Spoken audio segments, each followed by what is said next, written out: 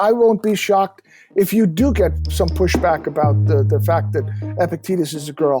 But I would like to think that that pushback is ameliorated by the content of the story and what they see.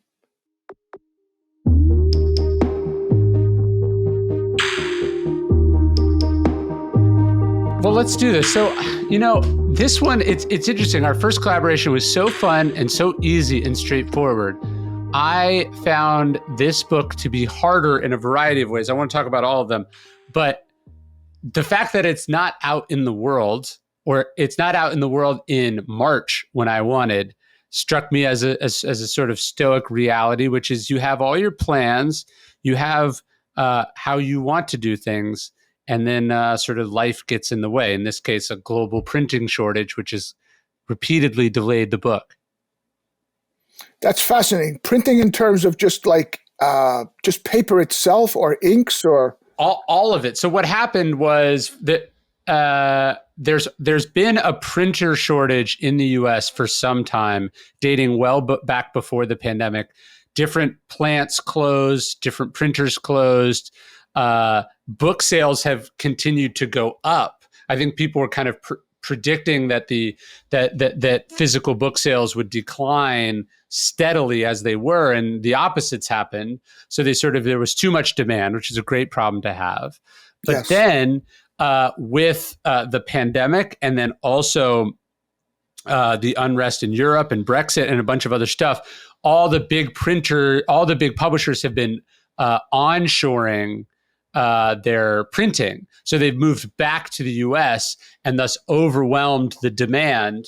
And that's delayed things. So it's not that so basically The Girl Who Would Be Free went into the publisher in February, which is the same time that The Boy Who Would Be King went in a year earlier. And instead of coming out in early March, it came out in June. It's coming out in July. So that's how backed up they are. Wow. Coming out, do you have any idea when in July? Yes. Yeah. When people will be listening to this, it will be out, barring some unforeseen further delay. But July 8th is when we're putting it out. Okay. Super. That sounds great. But I feel like as an artist or a creator, this must be part of it for you too, in that you do your part, like you illustrate it, but then you have so little control over what the collaborators do with it. You have relatively little control over what the market does with it. I think an underrated skill for a creator is the ability to just sort of go, it'll come out when it comes out. It'll be what it'll be. And I just have to you almost have to get to a Zen-like place with it. Cause if you hold on to it too tight, the thing it'll just break your heart over and over again. Well, it will. But the nice thing about what I do is that after I'm done my work, I know this is essentially your baby. You have your money behind this. So I'm out of once I was finished with everything I had to do, I could step back, and what happened, however it unfolded, would unfold in its own way, So I just wait for the end results. But I imagine you've had to get that way over your career. Like if Rolling Stone commissions a drawing from you, you do that drawing. But when the story runs, whether the story is good or not, so many of those other factors are out of your control. I imagine you've had to get a little self-contained with the parts of the process that you care about, namely the parts of it you control, which is the work that you do. Right, and do it to the best of my ability. Be very professional and actually be more than professional. Really put your heart and soul into it. Yeah, Epictetus actually talks about this in his discourses. He talks about how we're sort of all actors in a play, and we're not the director. He doesn't exactly say who the director is, but accepting that you're not the director is, I think, a critical part. He's like, you still have to act the hell out of your role, but you have to understand that you're not the playwright, right? And once you accept that, it's weirdly freeing, because now you can just focus on doing a really good job on your part. Exactly. I would never make a good general or colonel or anything like that. I'd be at maximum, I'd probably be a very competent sergeant, just manning my outpost and doing the best I could out there. I mean, I have found that, right? Like, so these two books, The Boy Who Would Be King and The Girl Who Would Be Free, I self-published, which meant I had all the control that I sometimes am frustrated that I don't have on my bigger books. And, you sort of be careful what you wish for, because you get the control, but now you also have all the responsibility and the frustration and the obligation. You realize it has given me some empathy for my publisher, because suddenly I'm like, oh yeah, a lot of this isn't in their control either. And I'm taking personally or holding them responsible for things that were out of their hands too. Right. But also, being that you've self-published both of these books, did you find that I don't see any name publications who have reviewed The Boy, Yeah. We got great comments on the Amazon website. I mean, wonderful comments. So, but no New York Times, no nothing like that. Epictetus said that philosophy wasn't this dry, abstract thing. It was a thing, he said, you should be talking about, writing down, reading about, exploring with other people all the time. He said, constantly have it at hand. That's how I think about philosophy. And it's weird. For the last 5 years, every single day, I've been writing this free email about Stoic philosophy. It's been not just cool to meet all these fellow practitioners of Stoic philosophy, but in writing about it, talking about it, reading it for our podcast, I have got to internalize these ideas in a way that I never would have been able to under any other circumstances. That's the idea. Philosophy is something we're supposed to engage in, not keep in these dusty old books or read once and be done with. It's a constant process. And I think that's why the email has worked so well for the people reading about it and sharing it and talking about it, all of that as well. So I'd love to have you join us on this email. You can sign up at dailystoic.com/daily email. It's totally free, no spam. You can unsubscribe whenever you want.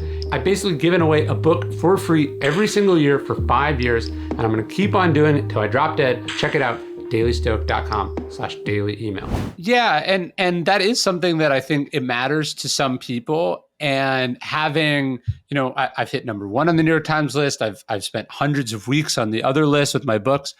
It was freeing for me in another way to have success on my previous books, because I realized that matters so much less than you think it does. What actually matters is, do human beings like the book?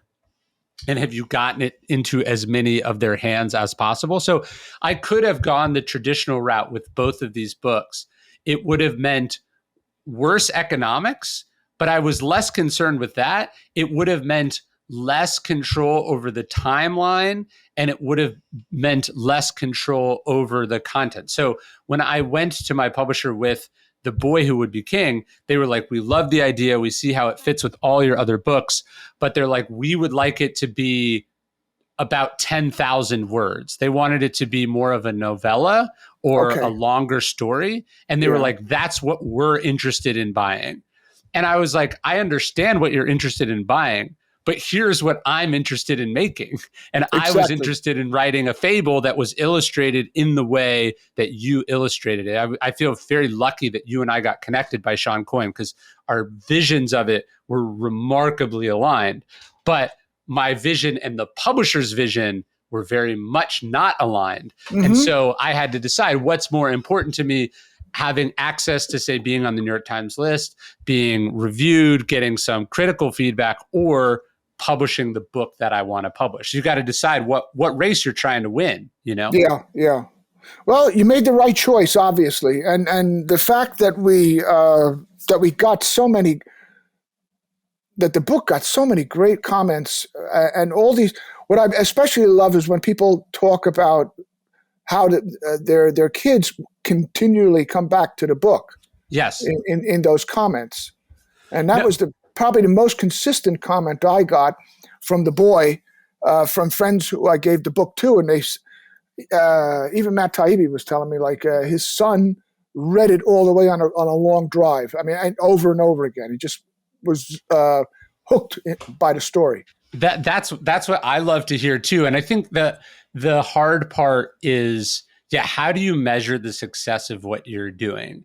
And in a lot of ways, sales or revenue, or did important people like critics accept it or award it something? Those are the easiest ways to measure success. Did it accomplish what you wanted to accomplish as an artist? Is it true to the vision? Did it make somebody's life better? Those metrics are much harder to measure by. But I do feel like as I've gone on in my career, I have gotten better at prioritizing those things and sitting with the ambiguity of it. Like I know it's a success because it did what I wanted to do. Whether that's a shared assumption with other people, I have to sit with the divergence there. Right. Well, Stephen Pressfield writes about that. One of his topics is, what happens if your book doesn't sell? Yeah. Well, does that negate the creative process? Does that create all your effort? No, it doesn't. But that is the fundamental tenet of Stoicism also, right? What part of the process is in your control? The effort, the work, the intention, the vision, all of that is in your control. The external reception, the world events in which your book is really, all of that stuff is outside of your control. And so you have to decide what you measure. And I think ideally as an artist or an entrepreneur, whatever it is, you got to get to a place where you are the one who decides whether you succeeded or not. Right. Let's get into the nuts and bolts here, because this was a definitely a different experience for me than The Boy Who Would Be King. Yeah, I heard you say a bunch of times it was much harder for you. I'm curious why that was.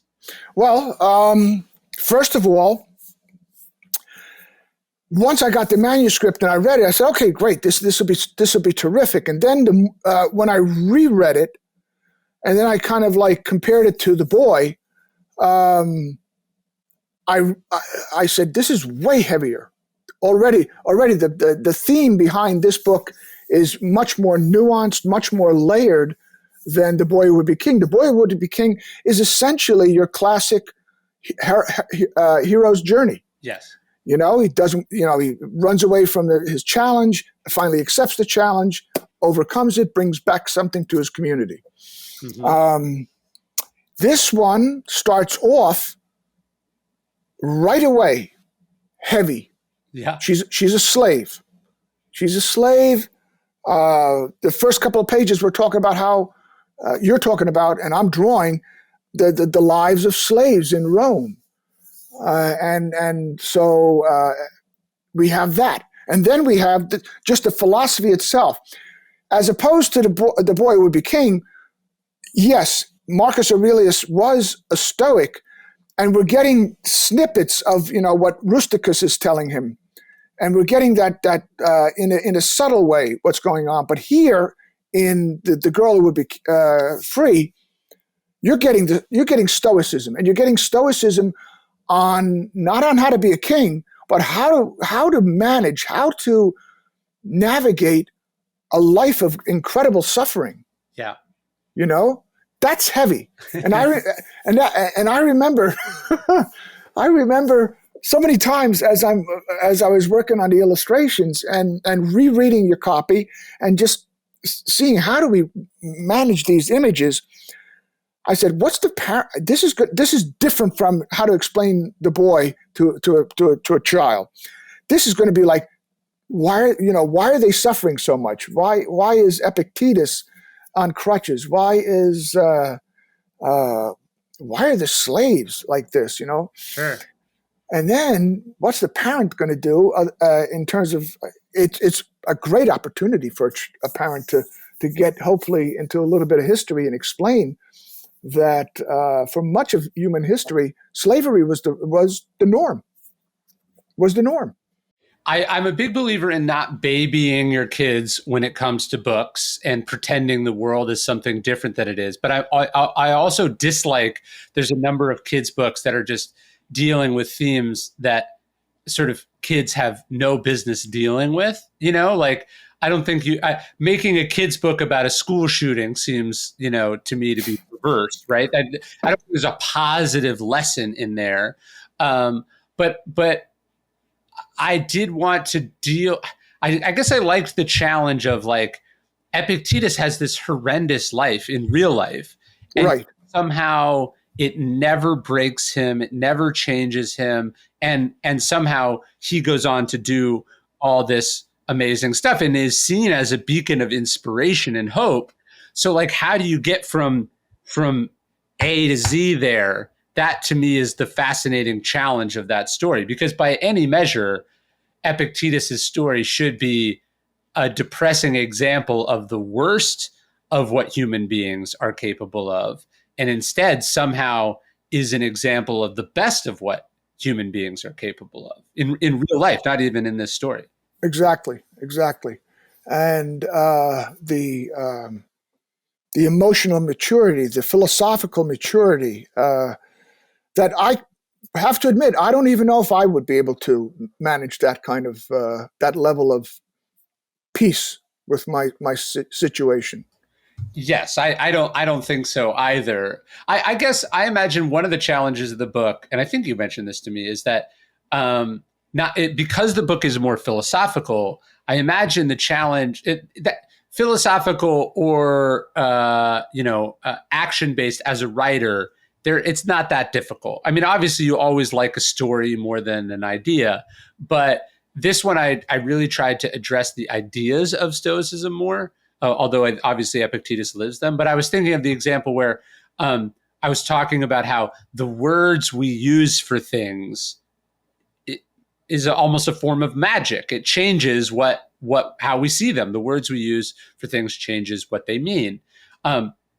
As a writer, that's a pretty straightforward sentence to write in a kid's book. But I remember you were like, how the hell am I supposed to illustrate this? How do you make a picture of that idea that's not a symbol or something, and you ended up coming up with something cool with like hands and a bird appearing from Epictetus's father's hands. But I imagine illustrating abstract ideas is much harder than the narration of it, actual events. Yes, because you're reading it, you can in a weird way, you visualize what the author is writing. But to take that and actually make a visual that maybe not everybody will even jump on as being a correct visual, that's always a challenge for any illustrator.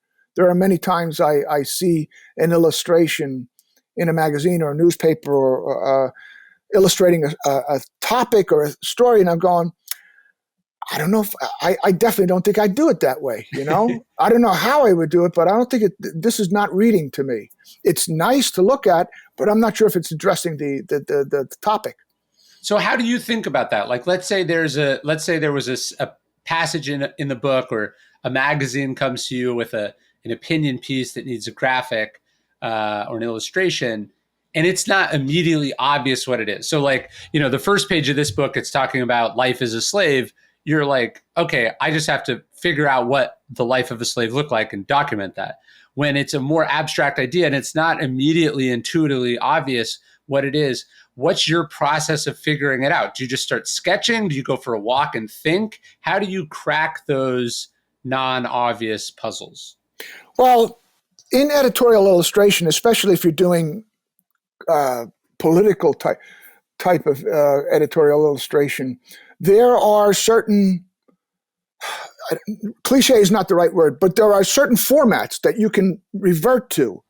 Conceits. Conceits. I mean, you go back to Thomas Nast, go all the way back to Granville or Gilray and stuff like that, or people like that. And there's a whole history of how to portray things. So if something doesn't strike you right away, to create a concrete visual, there's always this history that's right behind you. Right. I can always go to all the books and start fishing through. Or if I'm feeling frisky, I'll just go to Bugs Bunny. I'll just go to Warner Brothers, Looney Tunes. I mean, a slapstick idea, especially in terms of political illustration, for me has always worked.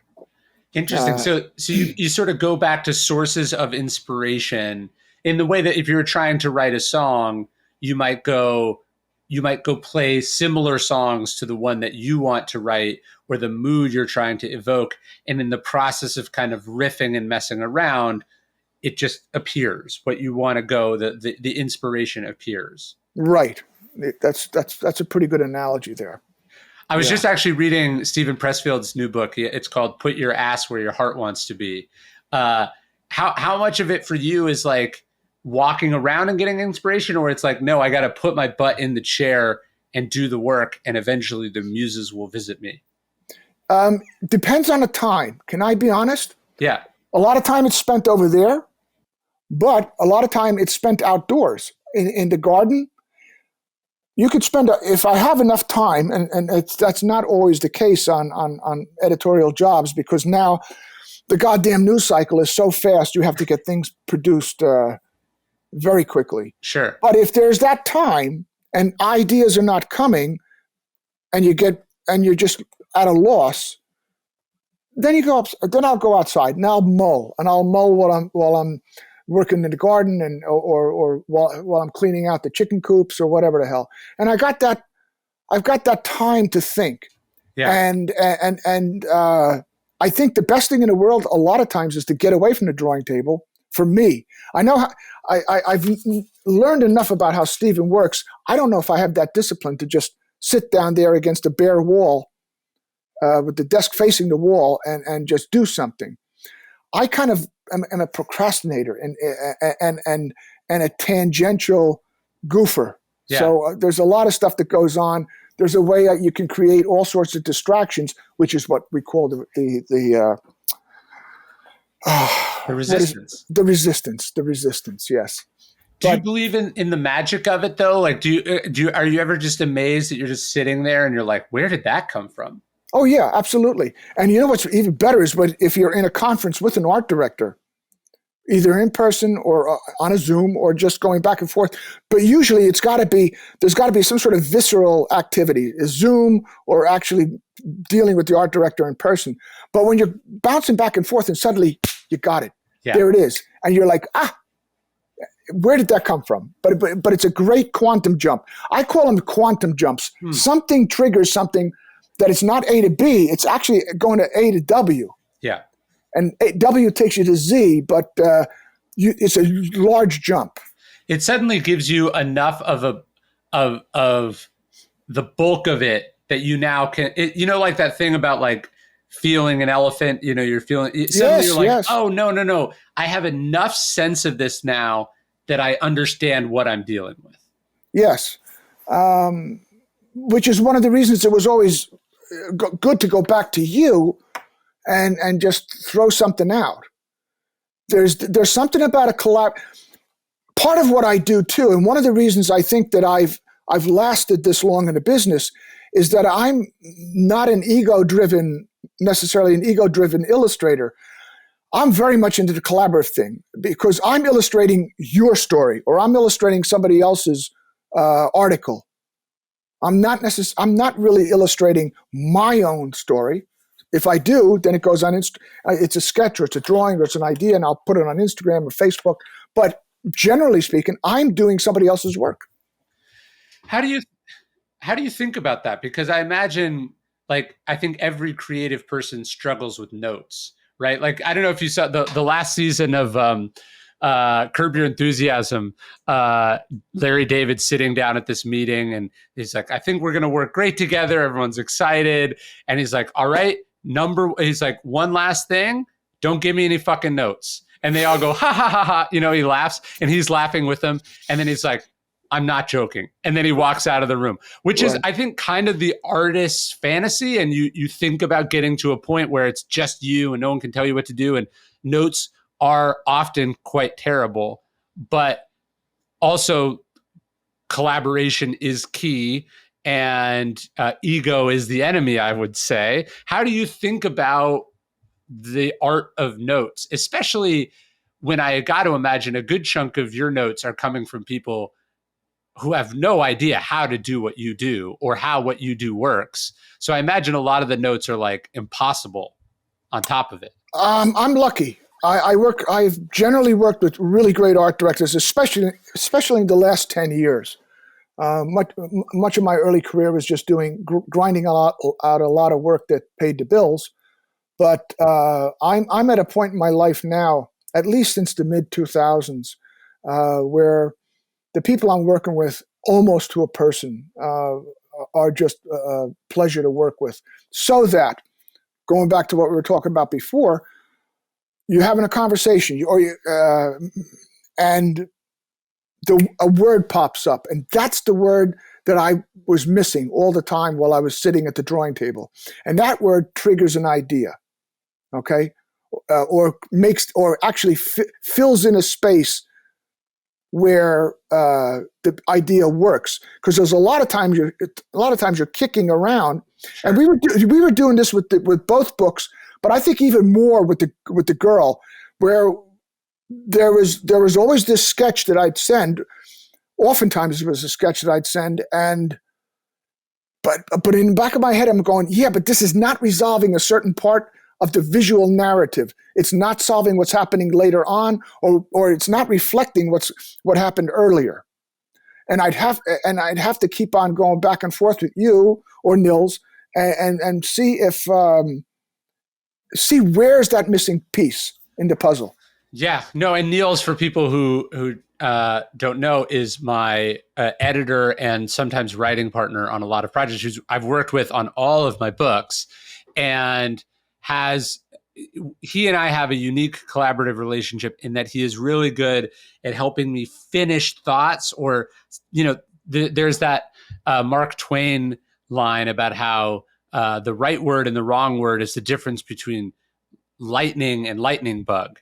Right. And you know what I mean? Just the right, the concept, just 1 degree different can be the difference between it working and not working. And I think that's the problem. If you're the kind of person that's like, no notes, I'm the expert, I know what I'm doing. In a lot of cases, that protects your work, because you don't have incompetent people bossing you around, messing with your vision.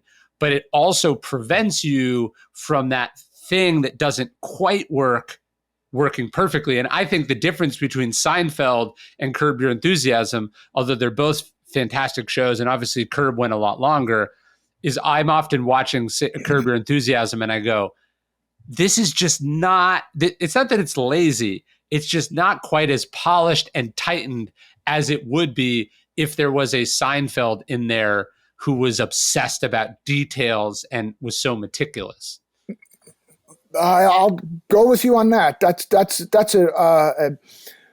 a writer. That's somebody who's writing, assessing something. It's like when I'm lucky enough to be with a musician and we go to a concert and they're breaking it down for me. I'm going, I've never even thought about that, know. But they're hearing something that a pro hears, Yeah. Or even when I go with a friend who's a really great painter, and we go to a museum. I'm okay. I paint all right, but I'm not technical. And then suddenly they're breaking it down, and you're going, it's so obvious. How could I miss that? So yeah, I know what you're talking about, and that's fine. And actually, a little raggedness never hurts, which is one of the reasons I try not to make a polished finish, like not touched by human hands kind of image. So you'll see some ghost lines. You might see the history of the drawing happening. I like that. I think it creates kind of a sense of movement and authenticity and realness to the illustrations. And so when I saw your first drawings of Marcus for The Boy Who Would Be King, I was just like, yes, this is exactly, because I didn't want it to feel like a polished children's book. I wanted it to feel, I don't know. I imagine part of what's exciting but also frustrating about what you do is like I had a vague sense of what I wanted, but it was also ineffable and impossible to express. And your job was to go bring that into existence, even though I'm not actually able to tell you what I want, but I'm going to immediately and vehemently know if it's not what I want, which is kind of a philosophical thing. Like, I don't know what I want, but I can tell you I hate all these things that you just did, right? Mm-hmm. Like, that must be so strange. Yeah. But you never really in the time that we've worked together, you've never really shot anything down. I think we've gone through various stages of ideas, let's say per page. Yes. I don't think there was one page that we created that was really spot on right from the beginning. Maybe a few. But everything needed to be tweaked because everything needed to correlate before and what's coming. Especially, these are books that have an illustration on almost every page, if not every page, and therefore all the more onus is on me to make sure I got the images right. Your copy is already down for the most part. You did a little bit of readjusting on this one than the last one for sure. I was editing up towards the end on this one. I don't know why that was, but there were things that I thought were almost there, but at every review of the drawings would create a slightly clearer sense of what it should be, and I feel like that final 10% was actually really important. Yeah, I agree. Because I remember when we were going through the final draft, a look through the book with the images, and I remember looking at the page. I said, "Man, he didn't write that the last time." Yeah. But it's making more sense now with the image that's on the page. Yes. What's the most current iteration of the copy? So that's good. So yes, and even going back to comparing the two books, we know pretty well, based on sculptings, of what Marcus Aurelius looked like. Yes. All right? And I don't think we really know what Rusticus looked like. We can assess, we can kind of guess. But Marcus Aurelius, we do know what he looks like. We have a teenage image of him. And I think even a young boy. There's nothing on Epictetus. Which probably tells us something about how slaves were seen, right? Like, Marcus Aurelius is famous from a young age. So there's descriptions of him. There's statues of him, as you said, even as a boy. I mean, Epictetus's name literally means acquired one. And he was a slave for the first 30 years of his life. So we can't, even if he went on to be famous and well known and would teach the emperors and become Marcus Aurelius's favorite philosopher, it doesn't erase the fact that for 30 years of his life, at least, he was considered less than human and not, if not worthy of a name, certainly wasn't worthy of being carved into marble or described, you know? Right. Mary Beard talks about that when she talks about, does her lectures on Roman histories. And she's like, you go down the Appian Way or wherever they had all the families had all the statues of family members who died. She goes, it's not a story of slaves. It's essentially a story of the 1%, the people who could afford to put up a monument to a family member. Sometimes you get a slave, but that would be a slave that was really integrated into the family and maybe became a wife, you know? Yeah, and it's well. So I wanted to talk about this because I just got this email today. The customer service people at Daily Stoic forwarded it over to me. I'm going to read this to you. It says, I'm a very big fan of Ryan Holiday, but I am very disappointed upon hearing about the girl who would be free. In today's political climate, it is bad enough with all the white male bashing, and it is nice to have a bastion to get away from it all, mainly Stoicism. And now you take an epic tale of bravery and temperance and Epictetus, and this is spelled wrong, Epictetus was definitely a white male. I see no need to feminize him, to pretend he was female. Females have their own stories to tell in history. This was quite a disservice to Epictetus and shameful, and I can only regard this as playing off the political climate to make a profit, and it makes me see through a different set of lenses. This will never reach Ryan, of course it did, but maybe someone else will read it and shake their head in unison, like I am now picturing someone writing about Epictetus as a female. This makes absolutely no sense and can only be a play on feminizing men, telling little boys that not only do they not have to be men, they can be girls also. I'm not against anyone and don't have any phobias, but you could have written a story for females, or for the females, without trying to turn Epictetus, one of the greatest philosophers ever, into a female. I quit. I'm flabbergasted, shaking my head.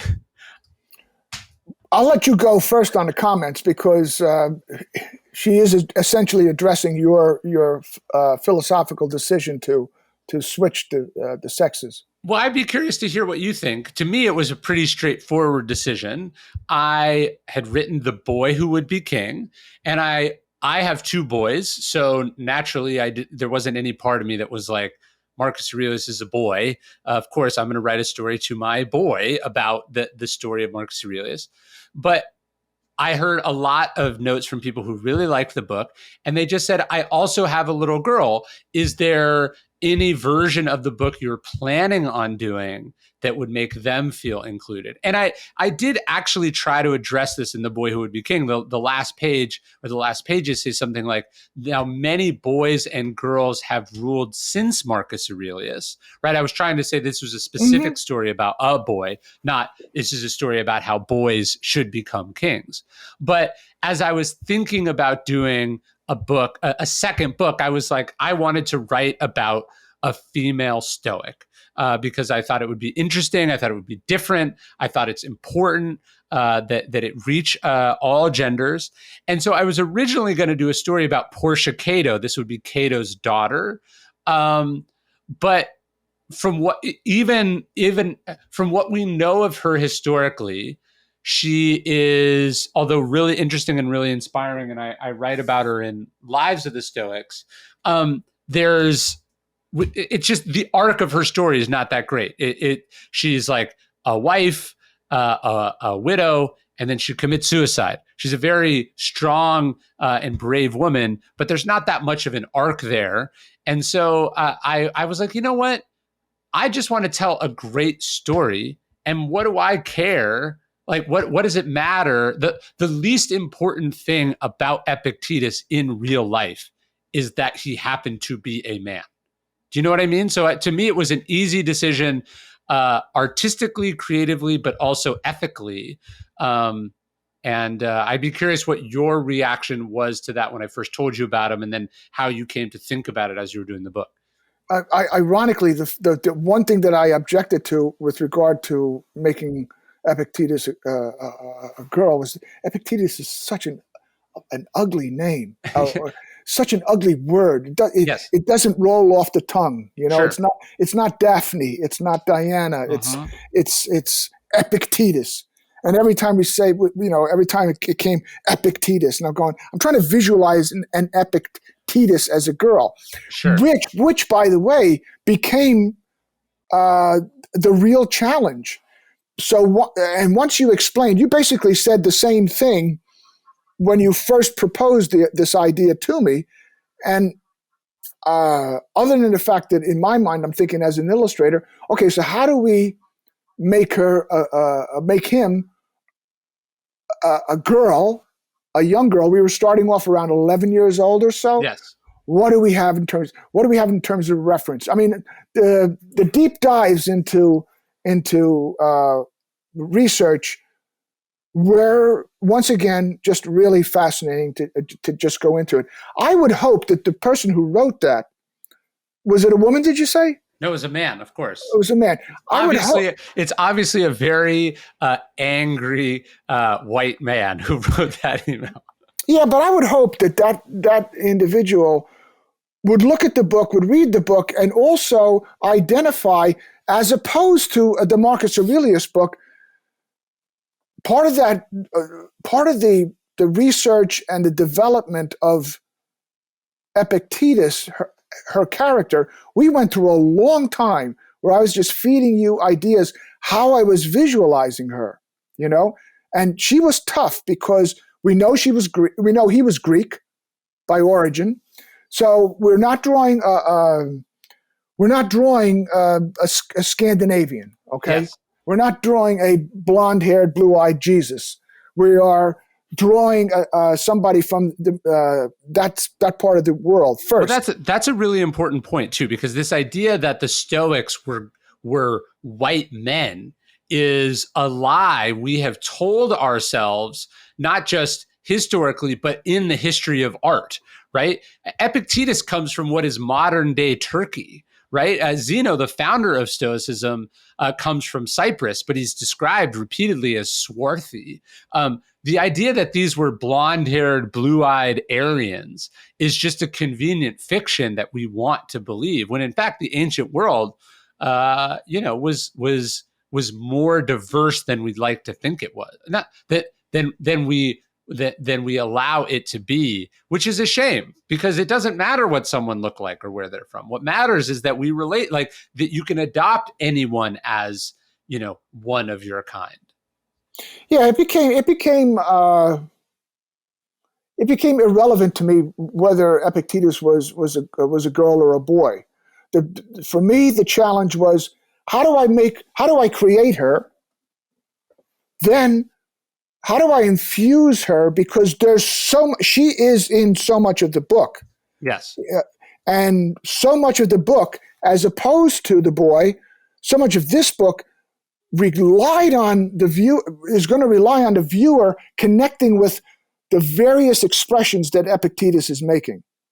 She is much less. She's actually reacting to a lot of things in the story that's happening to her, and as opposed to being a mover, she's kind of like reacting. She's observing. She's responding. And if you really want to make her dilemmas with the philosophy make sense, you've really got to hope to you successfully engage the viewer, the reader, with the character, with the expressions that I'm putting in there. So we went through an awful long time before we even started rolling with the book. What does she look like? Who is she?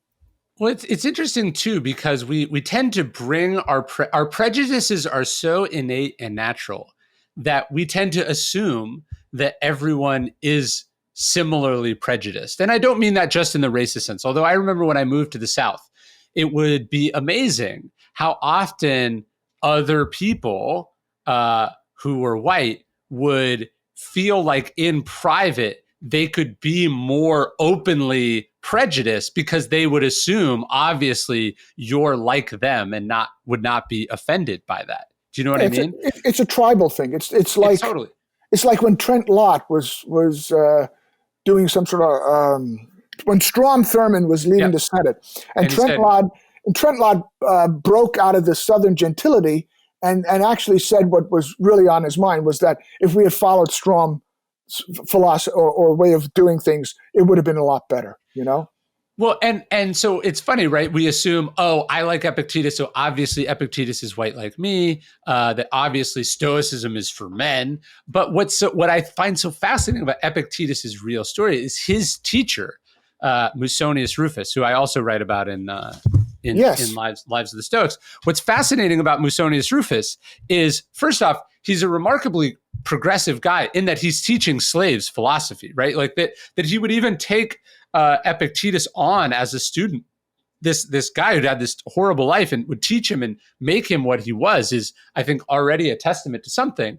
But Musonius Rufus was controversial in his own time in that he advocated for the teaching of men and women in his classes. He thought that women should be taught philosophy because it's basically his point is there's nothing gendered about virtue. Courage is genderless. It might take different forms, especially in the ancient world, might take different forms, but courage is courage. Temperance is temperance. Justice is justice, and wisdom is wisdom. And, so it's actually quite possible that there was a female Epictetus in those classes, right? Like, and it's only that we're so, a fish doesn't know it's wet. We're so used to thinking of philosophers as men, as white men, because that's what artistically we've represented them to us. That anyone who's surprised by Epictetus being a girl in this book, I think you're actually revealing something that should give you a moment of pause. Yeah.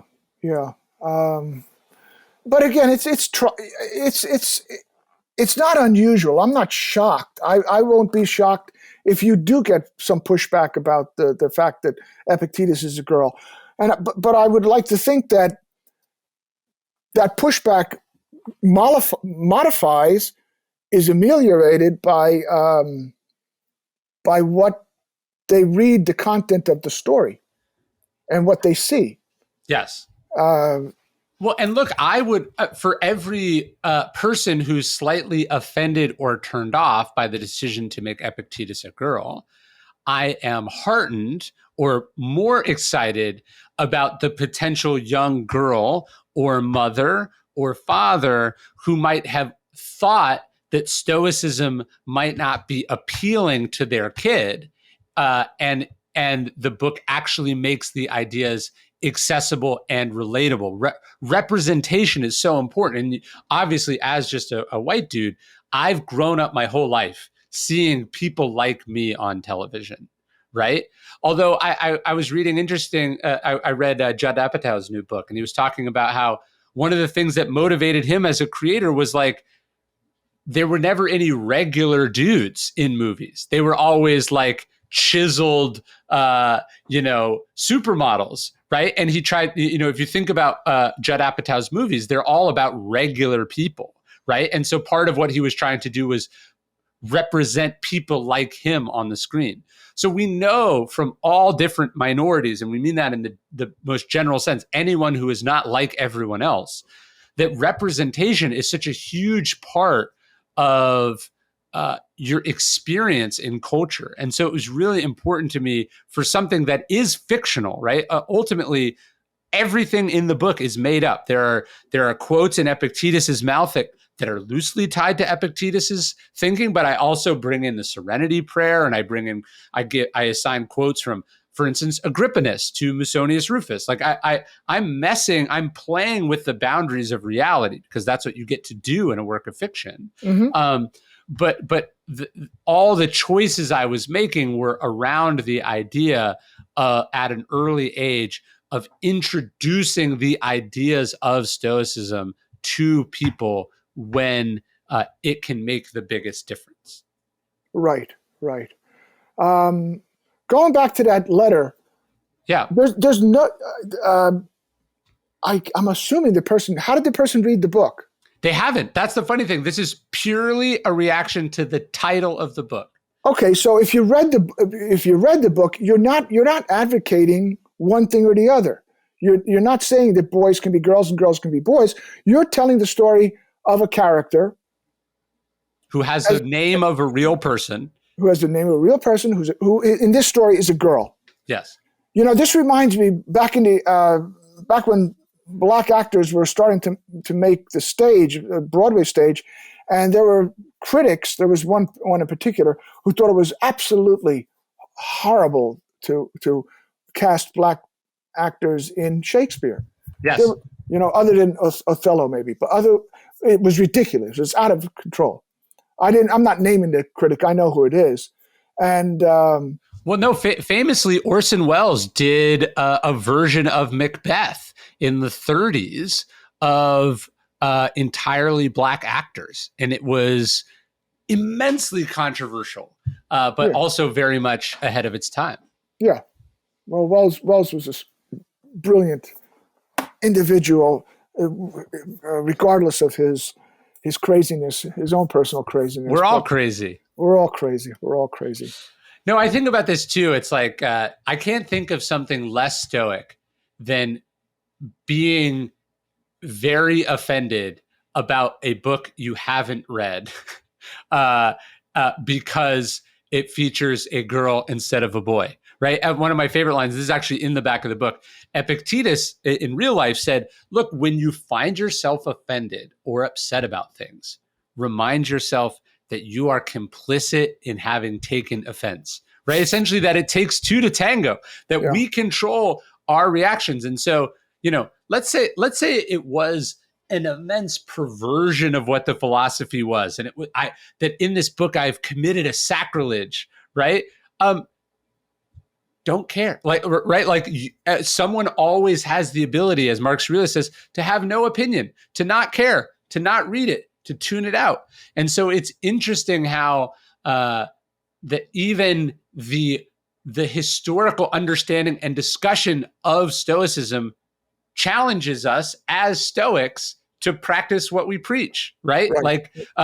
What do we control? We control not what happens, we control our reaction to what happens. Yes. And so I of course I knew when I was doing it that it was a chance that some people would be frustrated. So I'm trying to, as I'm hearing some of the people who are offended, I'm having to remind myself, well, why did I make the choice that I made? What are the values from which I made that decision? What was I trying to accomplish? I knew it was inevitable that some people would not agree with that. So if I allow myself to be hurt or distracted or pissed off by that, I myself am being challenged as a Stoic. So I have to just think about it intellectually and ponder it without letting it pierce the bubble, so to speak. Yeah, I agree. I think there are so many things that I've taken from that book. Even it's a children's book, right? Yeah. But it made me reread a bunch of Stoic matters, Stoic writings, and re-examine. I mean, for all practical purposes, I knew about Stoicism since high school. Really did not get into it until you called me on to The Boy Who Would Be King. And then that became a deep dive. And I got to say, in many ways, especially psychologically and just looking at life as it's getting crazier and crazier by the day around what's happening around us, it's been invaluable. It's been a lifesaver. And I know it's been in many ways to people I've given the Daily Stoic to as a gift. It's been a lifesaver to them too. What strikes you about Epictetus' story as you got to spend time with her and probably like I know the time I've spent with Marcus and Epictetus for this project and other projects. I always feel like I get something out of it or something every time I come back to them. I get something different. But what do you think? Her or him? What do you think strikes you most about Epictetus? Well, the way you've structured the book, her epiphanies don't happen until later on. She's still pushing back at her dad, She's absorbing. She's absorbing subliminally. She hasn't really grasped it in a visceral, obvious sense until later on in the book. Until after she basically recovers and comes to terms with her injury and stuff like that. Which, by the way, a wonk, a nerd would say, "Oh, that's not the way Epictetus broke his leg." Mm-hmm. Well, thank God you didn't tell the real story. Yeah, should we say that real fast? Yeah, go ahead. Well, yeah. So Epictetus breaks her leg in the book. In real life, Epictetus breaks his leg, or rather, has his leg broken sadistically by his slave master. There's a story that the we don't know why, but the master is bending Epictetus's leg, maybe as a punishment, maybe as some cruel, bit of torture. And Epictetus says, "If you keep doing that, my leg is going to break. And if you keep doing that, my leg is going to break." And it does break. And Epictetus doesn't cry, doesn't whimper, just says, "I told you that was going to happen." And Epictetus walks with a limp for the rest of his life. I found that, I obviously, as a human being, as an adult, I find that the stoicism, the strength of that to be amazing. Amazing to the point of being almost unbelievable. unbelievable. And God, I don't think I would wait for the opportunity to kill the son of a bitch who did Yes. that to me. I found that to be maybe not the right theme for a book that I do hope people read to children. Right. No, that's true. That's true. But sorry, you were saying about well, there are so many things that Epictetus eventually comes to these epiphanies, comes to these realizations that she's learned from her dad, that she's learning from Rufus, and that she's absorbed and made part of herself, as well as whatever she's bringing, whatever observations and conclusions she's bringing to on her own. And for me, again, I'm just in awe of that kind of. I don't like to use I wouldn't want to use the term at peace with. You're not necessarily at peace with. You're just dealing with a hard life. A hard life that so many in the Roman Empire. It would have been horrendous. Yes. I mean, the average lifespan was 30 years old. Why? Because you were worked to death, essentially.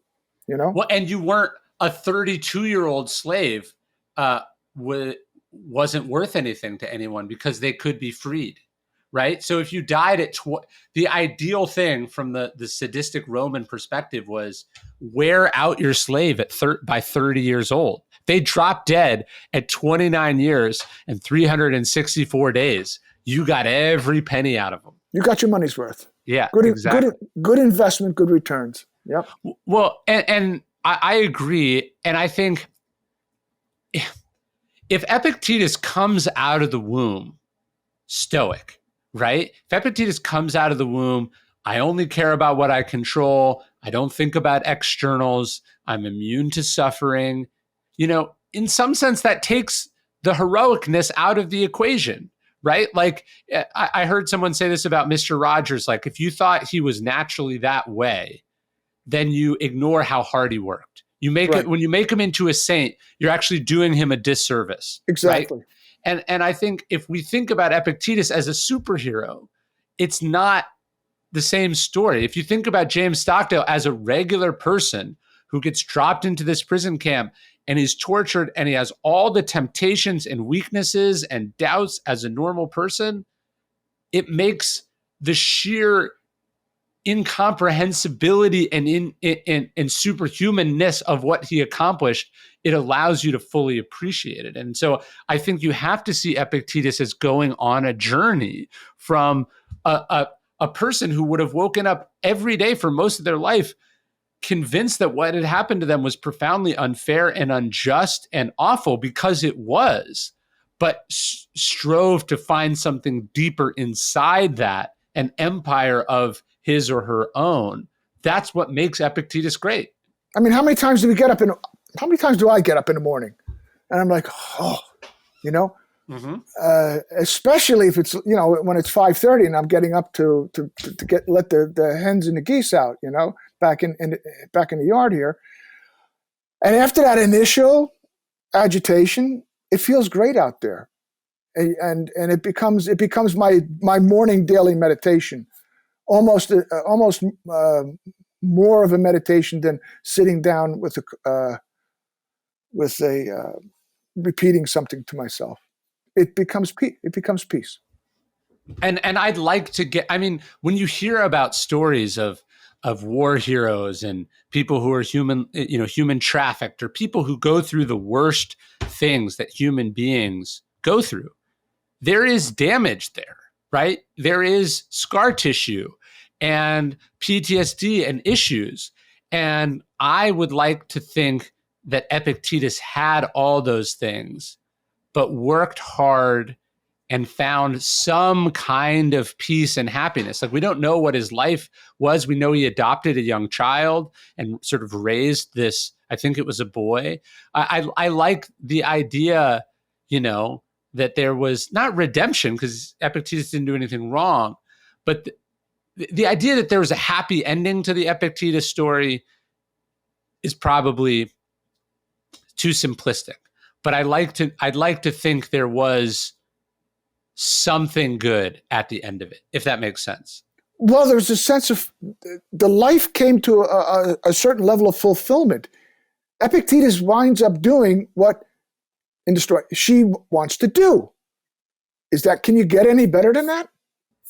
Well, does it get any better than, despite all the horrible things that happen to you, despite having every reason to give up on life, to give up on humanity, to throw yourself into drink or pleasure or anything to make up for what's happened to you, Epictetus instead focuses on teaching and finds a way to have a positive impact on a world, to leave a cruel world that mistreated him or her, to leave it better than he or she found it. To me, that's what the meaning of life is all about, and that's what I wanted to capture in the story. And I think we have done that. I think those last few pages kind of tell you what's going to go on in her life, how she will handle herself. Well, and we could only allude to it, and they don't perfectly overlap, but I do love the idea that in some ways, Epictetus's life and this story is a prequel to Marcus Aurelius's story, because Marcus Aurelius's life is changed by Rusticus, who in real life gives him a copy of the lecture notes of Epictetus. And so the idea that the speeches of a freed slave, hundreds of miles from Rome, could influence and change the life of the most powerful man in the world. I just love that so much. To me, that's the real meaning and beauty of Epictetus's life, that the least powerful person in Rome goes on to influence and change the life of the most powerful person in Rome. Yep. I can't wait to see the book. I can't either. I hope it exists very soon. When I saw that final rough, everything looked really good. I think we also, in a way that we didn't in the Marcus Aurelius book, we got a lot more into detail about settings. Yes. Marcus's story kind of like he's into pictures, and there's hints of what's going on around him. Here in order to make this story work, you really had to get a feel of the Roman Empire, of what life was going on around her. Yes. I feel like your capturing of Roman life is exponentially more detailed and vivid in this book than in the other one. Not that the other one is insufficient. It was just a different vibe. There was a minimalist vibe to The Boy Who Would Be King. And in this one, I feel like it's much more immersive. And I feel like you did an incredible job. Yeah, I think the kids and the adults will have a fun time just looking at what's going on in each one of those pictures. And I think there are certain points where we do have the repose or lack. We have this circumstances where we're almost repeating Epictetus's face and her dad through several pages in a conversation. But there's subtle changes in the expressions. But it's much different than a lot of the Roman settings that we have in the rest of the book. I think that's right. And I'm so excited for you to see it and for everyone else to see it. And I loved working with you, Vic, and I hope the muses visit us again, and maybe there's another book at some point. I have no ideas right now. This one was a surprise idea that visited me in the summer of 2021. So who knows what could happen? But in the meantime, I really appreciate all the work and what you helped me realize. Well, my pleasure. And I'm looking forward to coming out there. And I can't wait to see you. We'll do a little panel thing out there at the bookstore.